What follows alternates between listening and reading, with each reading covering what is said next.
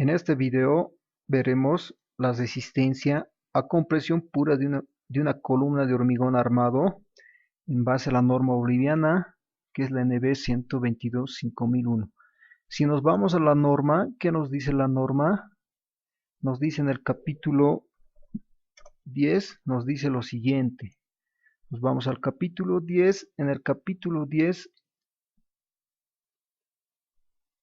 en 5.3.6 nos dice elementos de hormigón armado en compresión axial. Nos dice, para elementos no pretensados con armadura en espiral, FIP máximo debería de ser lo siguiente: 0.85 por Fi por 0.85 por el F'C por el área gruesa menos el área de acero total más el Fy por el área de acero total. ¿Y qué nos dice para elementos no pretensados con estribos? Nos dice lo siguiente, que la fórmula debería de ser de 0.80 por Fi por 0.85 por el F'C por el área gruesa menos el área del acero total más el Fy por el área del acero total. Acá podemos ver claramente la diferencia que tiene entre una armadura en espiral y una armadura en estribo. Acá nos dice que debería de ser en espiral 0.85 y nos dice que debería de ser de 0.80 cuando es una armadura con estribos.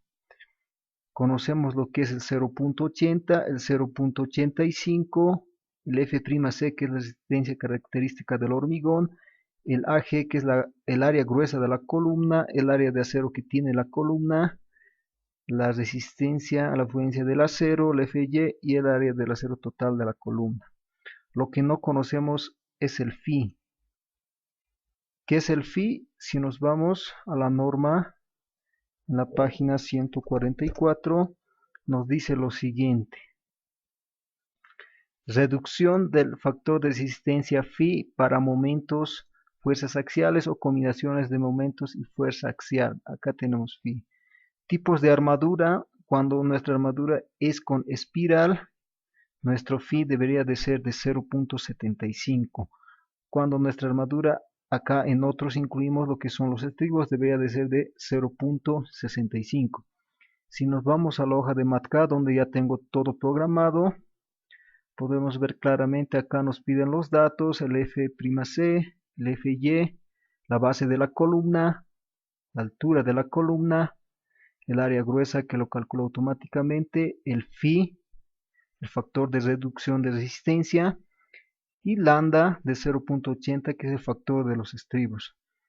Acá también nos pide el área de acero que tiene la columna. Acá lo pone que tenemos el área de acero intermedio y el área de acero esquinero. ¿Por qué lo puse así?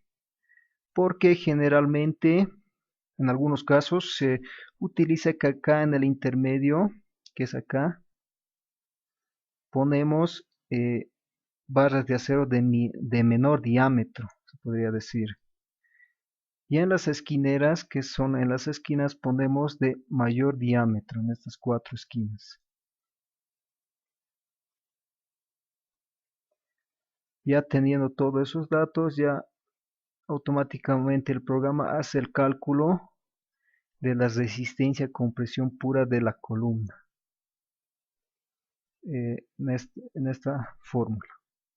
Podemos ver un ejemplo. Si nos bajamos, acá tenemos un pequeño esquema de una columna donde nos dice que tiene una base de 35, una altura de 0.25 y tiene en las 4 esquinas, en estas 4 esquinas tiene 4 Fi de 16 milímetros y en los intermedios tiene 2 Fi de 12 milímetros.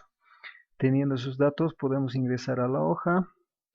Nos dice una base de 35 centímetros, una altura de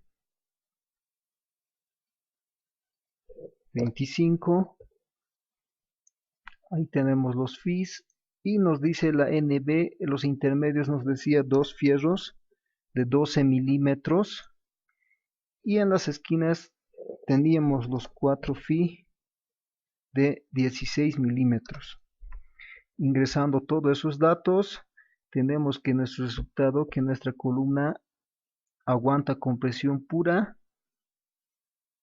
de 107.053 toneladas.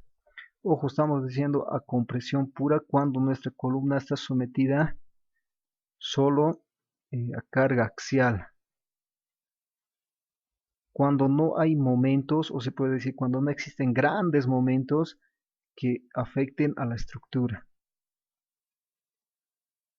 Estos cálculos podría ser válido cuando nuestras columnas son centrales, ya que cuando no hay mucho riesgo de sismo o en zonas de alta sismicidad, los momentos que se producen en las columnas centrales no son muy considerables, pero sí en lo que son en las columnas esquineras y en las excéntricas.